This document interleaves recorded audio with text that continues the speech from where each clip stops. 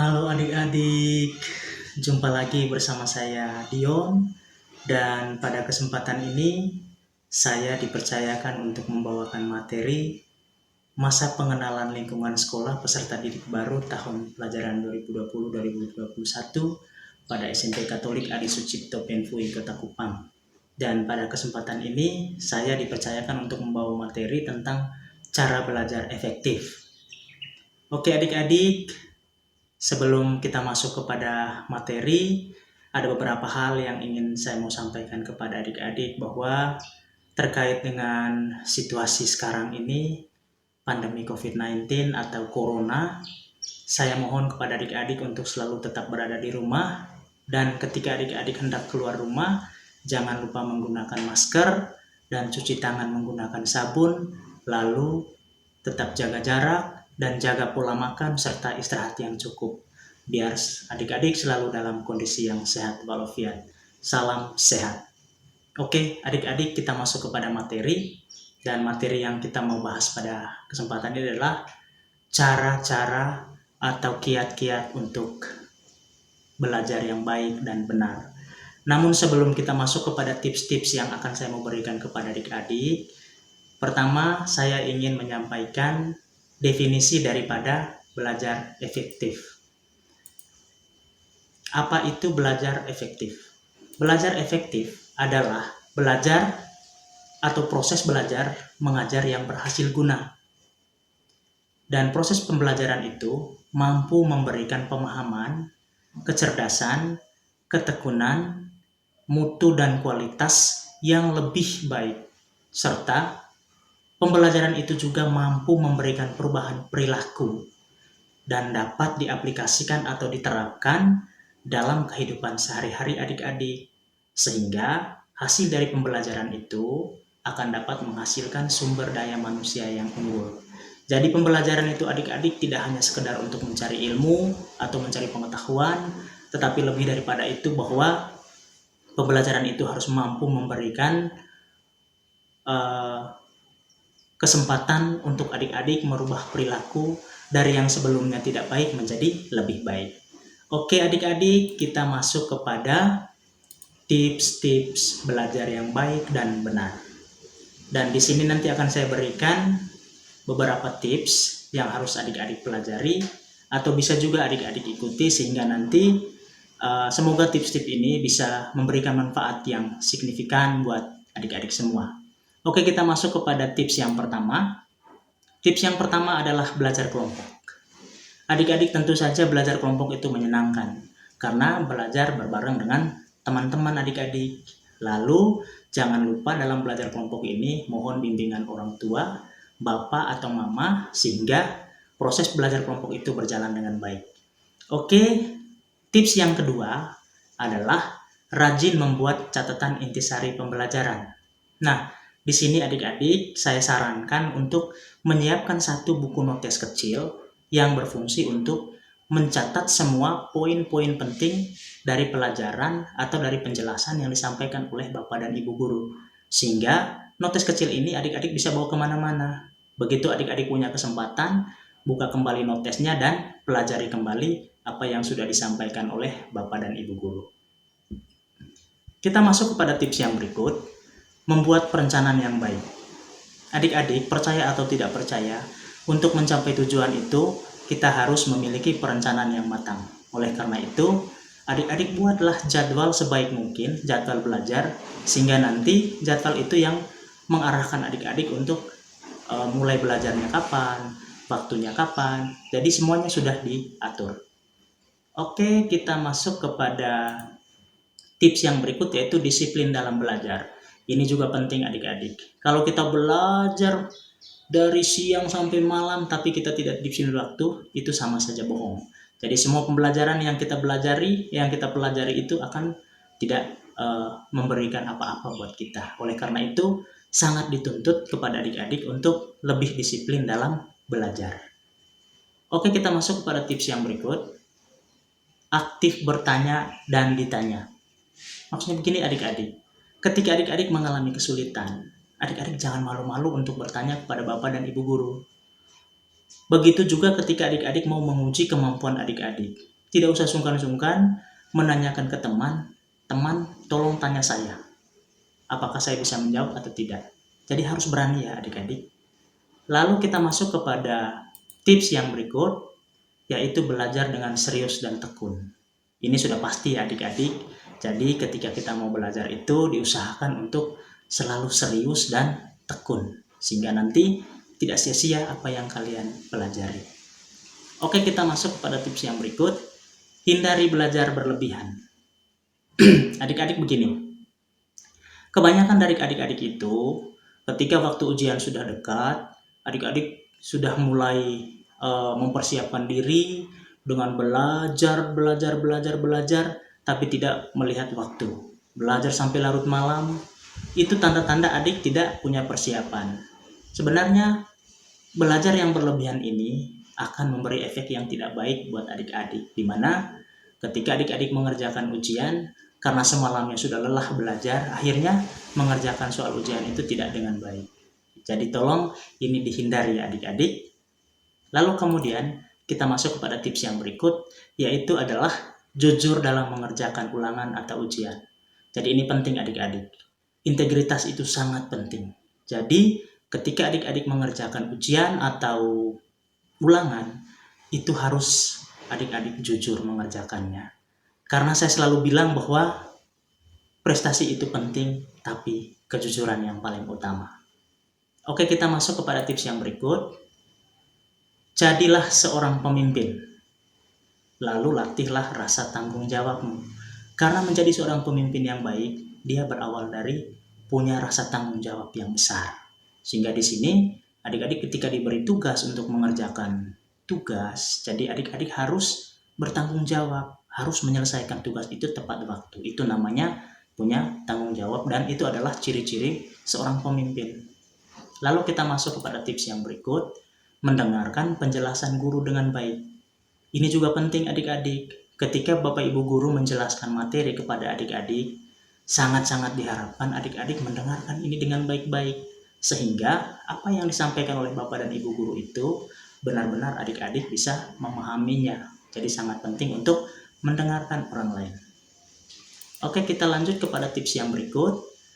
Jangan malu untuk bertanya. Nah, ini seperti tips yang tadi saya dikasih tahu di awal, bahwa jangan malu untuk bertanya. Ini khusus kepada Bapak Ibu guru ya. Ketika Bapak Ibu guru menyampaikan atau menjelaskan sesuatu kepada adik-adik, mohon adik-adik jangan ragu-ragu untuk bertanya ketika adik-adik itu mengalami kesulitan atau belum memahami materi yang disampaikan. Silahkan bertanya. Dan saya sangat yakin Bapak Ibu guru pasti mau menjawab pertanyaan adik-adik. Oke, kita masuk pada tips yang berikut. Kerjakan tugas atau PR. Ini penting adik-adik. Ketika adik-adik mendapat tugas atau PR yang diberikan oleh Bapak dan Ibu guru, adik-adik wajib mengerjakan itu. Tidak boleh tidak, karena semua tugas atau PR itu akan ada nilainya. Lalu yang berikut, selalu mengulang pelajaran yang sudah diajarkan. Nah, ini juga penting adik-adik. Ketika adik-adik hari ini mempelajari sesuatu, mohon untuk ketika ada kesempatan atau ketika ada waktu kosong atau waktu luang, buka kembali dan pelajari kembali materi itu. Sehingga itu menambah pemahaman adik-adik terhadap materi yang diberikan itu. Lalu kemudian kita masuk pada tips yang berikut adalah istirahat yang cukup, makan yang cukup, dan bermain yang cukup. Semuanya harus seimbang adik-adik. Ketika adik-adik menjaga semuanya ini, maka kondisi adik-adik tetap dalam keadaan sehat walafiat. Sehingga pertahankan pola makan yang cukup, lalu istirahat juga yang cukup, dan kalau bermain itu juga harus ada waktunya. Sehingga apalagi sekarang banyak adik-adik itu yang suka bermain game Free Fire, saya sangat yakin itu ya. Jadi mohon untuk tetap bermain boleh, tapi harus ada waktunya, harus bisa diatur ya waktunya. Oke, kemudian kita lanjut pada tips yang berikut. Banyak berlatih pelajaran yang kurang disukai. Nah, ini penting adik-adik. Kebanyakan dari kita kalau benci terhadap atau kalau tidak suka terhadap sesuatu mata pelajaran, itu pasti biarin aja lah. toh nanti juga ada nilai. Sebenarnya itu tidak boleh adik-adik. Adik-adik harus mulai pelan-pelan berlatih dan terus berlatih untuk materi yang adik-adik kurang sukai. Sehingga dengan begitu, lama-kelamaan adik-adik juga akan menyukai pelajaran itu. Oke ya, kita lanjut kepada tips yang berikut. Ikutilah kegiatan ekstrakurikuler yang adik-adik senangi. Di SMP Katolik Adi Sucipto Penfui, Kota Kupang, itu banyak sekali tawaran untuk kegiatan ekstrakurikuler. Contohnya, ada marching band atau drum band, ada kepramukaan, ada kesenian. Kesenian itu terdiri dari musik, tari-tarian, drama, teater. Jadi semua banyak. Lalu kemudian ada juga salah satu kegiatan ekstra yaitu karya ilmiah remaja. Ketika adik-adik memiliki hobi menulis artikel, membuat puisi, nah silakan adik-adik pilih ekstrakurikuler karya ilmiah remaja. Dan ini adik-adik harus berani memilih salah satu ya. Kecuali pramuka itu wajib untuk semua tanpa terkecuali.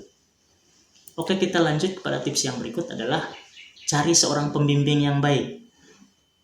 Adik-adik, di rumah itu ada bapak, ada mama, ada kakak. Mereka inilah pembimbing yang baik untuk adik-adik. Tidak usah segan-segan, tidak usah ragu-ragu. Minta kepada mereka untuk membimbing adik-adik terutama dalam hal belajar. Oke, kita lanjut kepada tips yang berikut.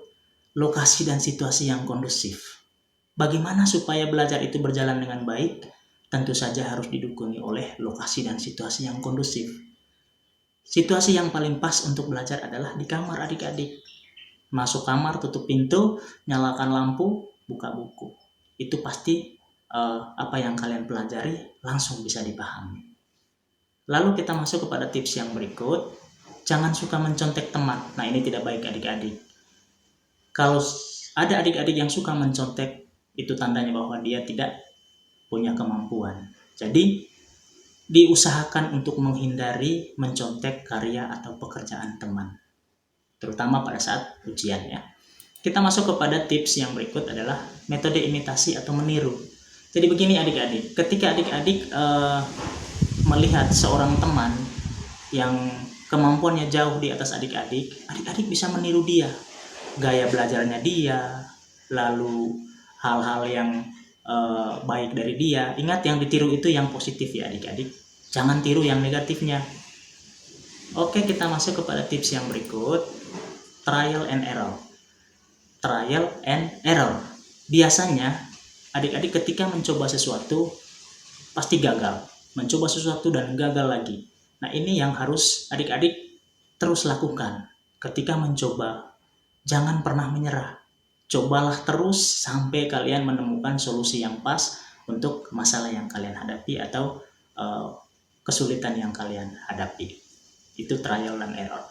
Oke, kita lanjut kepada tips yang berikut adalah mulailah dari yang kecil.